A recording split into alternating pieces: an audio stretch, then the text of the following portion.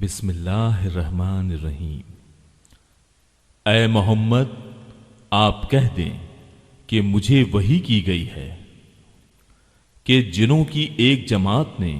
قرآن سنا اور کہا کہ ہم نے عجیب قرآن سنا ہے جو راہ راست کی طرف رہنمائی کرتا ہے، ہم اس پر ایمان لا چکے، اب ہم ہرگز کسی کو بھی اپنے رب کا شریک نہ بنائیں گے، اور بے شک ہمارے رب کی شان بڑی بلند ہے، نہ اس نے کسی کو اپنی بیوی بنایا ہے نہ بیٹا، کہ ہم میں کا بے وقوف اللہ کے بارے میں خلاف حق باتیں کہا کرتا تھا، اور ہم تو یہی سمجھتے رہے ناممکن ہے کہ انسانوں اور جنات اللہ پر جھوٹی باتیں لگائیں۔ بات یہ ہے کہ چند انسان بعض جنات سے پناہ طلب کیا کرتے تھے، جس سے جنات اپنی سرکشی میں اور بڑھ گئے، اور انسانوں نے بھی تم جنوں کی طرح گمان کر لیا تھا کہ اللہ کسی کو نہ بھیجے گا یا کسی کو دوبارہ زندہ نہ کرے گا، اور ہم نے آسمان کو ٹٹول کر دیکھا تو اسے سخت چوکیداروں اور سخت شعلوں سے پر پایا۔ اس سے پہلے ہم باتیں سننے کے لیے آسمان میں جگہ جگہ بیٹھ جایا کرتے تھے، اب جو بھی کان لگاتا ہے وہ ایک شعلے کو اپنی طاق میں پاتا ہے۔ ہم نہیں جانتے کہ زمین والوں کے ساتھ کسی برائی کا ارادہ کیا گیا ہے یا ان کے رب کا ارادہ ان کے ساتھ بھلائی کا ہے، اور یہ کہ بے شک بعض تو ہم میں نیکوکار ہیں اور بعض اس کے برعکس بھی ہیں، ہم مختلف طریقوں سے بٹے ہوئے ہیں، اور ہم نے سمجھ لیا کہ ہم اللہ تعالی کو زمین میں ہرگز عاجز نہیں کر سکتے، اور نہ ہم بھاگ کر اسے ہرا سکتے ہیں۔ ہم تو ہدایت کی بات سنتے ہی اس پر ایمان لائے چکے، اور جو بھی اپنے رب پر ایمان لائے گا اسے نہ کسی نقصان کا اندیشہ ہے نہ ظلم و ستم کا۔ ہاں، ہم میں بعض تو مسلمان ہیں اور بعض بے انصاف ہیں، پس جو فرما بردار ہو گئے انہوں نے تو راہ راست کا قصد کیا،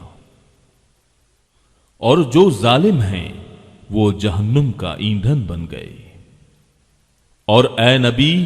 یہ بھی کہہ دو کہ اگر لوگ راہ راست پر سیدھے رہتے تو یقیناً ہم انہیں بہت وافر پانی پلاتے، تاکہ ہم اس میں انہیں آزما لیں، اور جو شخص اپنے پروردگار کے ذکر سے منہ پھیر لے گا تو اللہ تعالیٰ اسے سخت عذاب میں مبتلا کر دے گا۔ اور یہ کہ مسجدیں صرف اللہ ہی کے لیے خاص ہیں، بس اللہ تعالیٰ کے ساتھ کسی اور کو نہ پکارو، اور جب اللہ کا بندہ اس کی عبادت کے لیے کھڑا ہوا ہو تو قریب تھا کہ وہ بھیڑ کی بھیڑ بن کر اس پر پل پڑیں۔ آپ کہہ دیجئے کہ میں تو صرف اپنے رب ہی کو پکارتا ہوں اور اس کے ساتھ کسی کو شریک نہیں کرتا۔ کہہ دیجئے کہ مجھے تمہارے کسی نقصان و نفع کا اختیار نہیں، کہہ دیجئے کہ مجھے ہرگز کوئی اللہ سے بچا نہیں سکتا، کوئی جائے پناہ بھی پا نہیں سکتا، البتہ میرا کام اللہ کی بات اور اس کے پیغامات لوگوں کو پہنچا دینا ہے۔ اب جو بھی اللہ اور اس کے رسول کی نہ مانے گا